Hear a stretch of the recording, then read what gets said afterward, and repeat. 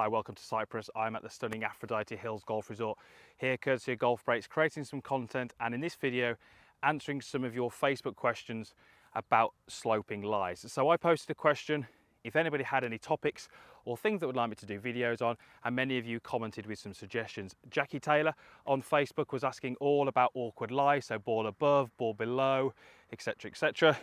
We've got a situation here which is going to enable me to answer some of those questions. This is a ball below the feet situation. Now, of all the different lies, uphill, downhill, ball below is possibly one of the harder ones. Very difficult to make solid contact, and often when we do make solid contact, direction is compromised due to a few of the things that happen within that. So we're going to talk through a few things I would like you to employ next time you face this situation, and that's hopefully going to help you get that ball somewhere closer to the flag than what you might be doing at the moment. So the first thing would be, the ball is lower than my feet. We understand that. That's going to influence everything that we do. The first thing we're going to do is just make sure that you're using the full length of the golf club. Most of you will probably already be holding pretty much towards the end of the golf club, but let's make sure we've got that club at its full length. So I'm going to go even a little bit more towards the end of the golf club. That's just going to make it a little bit easier for me to reach that golf ball. Now, we've got to get a little bit lower. That ball is further away from me than it normally would be. Now, there's three things that I can really do to help me get to that golf ball. I could add in some more forward bend. That's something that I could do. I could add in a little bit more knee bend. Again, that's something that I could do. Or I could widen my stance. If I widen my stance, again, that gets a little bit lower. Now, I've got to try and balance all those things. To me, widening the stance would probably be only more for a short game shot. If I had a short game shot around the green, I might widen my stance. But for this situation, what I'm going to try and do is I'm going to try and maybe add in a little bit more knee flex, and I'm going to add in a little bit more forward bend. That now enables me to get down to that golf ball. Now, what's that going to do to my golf swing? Well, effectively, the more forward bend I have, the more limited range of motion I have in my rotation.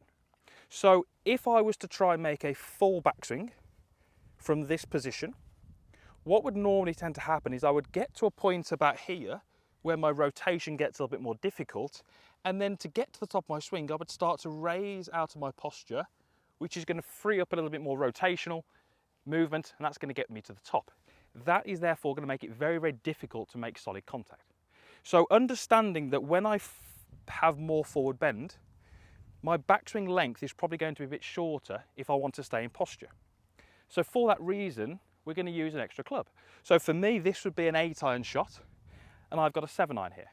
Because I've got a 7-iron, it's going to ensure that I make a slightly shorter golf swing, and that's going to enable me to stay in my posture. If I try and hit this too hard, I'm probably going to stand up out my posture and catch the ball a little bit thin. So take an extra club on the understanding that our rotation is going to be reduced, our swing is therefore going to be slightly shorter.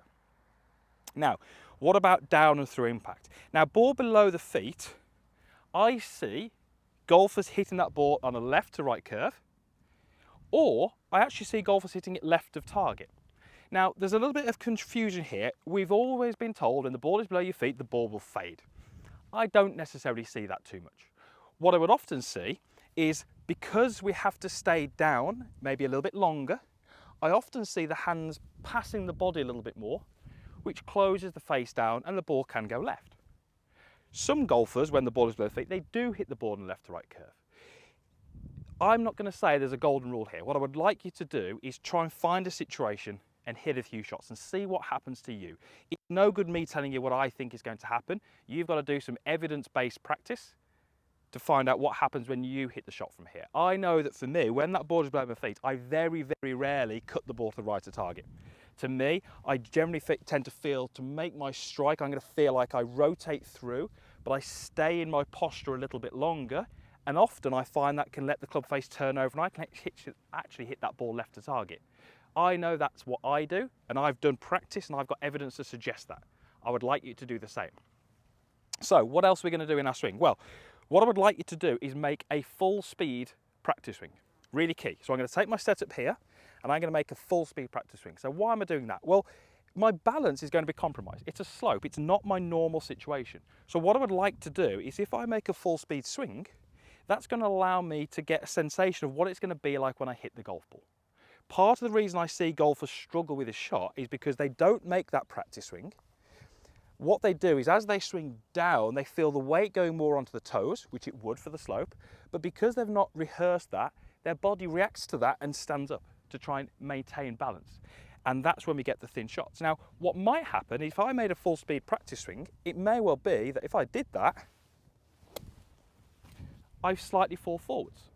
That's fine, because what that's doing for me now is it's going to tell me when I hit this golf shot, for real, I might fall forwards. That's fine. I've accepted that. I realise that's going to happen. What I'm not going to now do is sense that and then pull back to keep my balance and top that ball along the ground. So full speed practice swings are key because they allow you to get, you know, a sort of sensation of what's going to happen, so it's not suddenly a shock to your body. Your body's very good at staying in balance. It will do whatever it needs to stay in balance. If you've accepted that that might not happen and you will lose your balance, it's going to be much better for you. Last thing, don't be too aggressive. Middle of the green here for me would be absolutely fine. That flag is tucked on the right.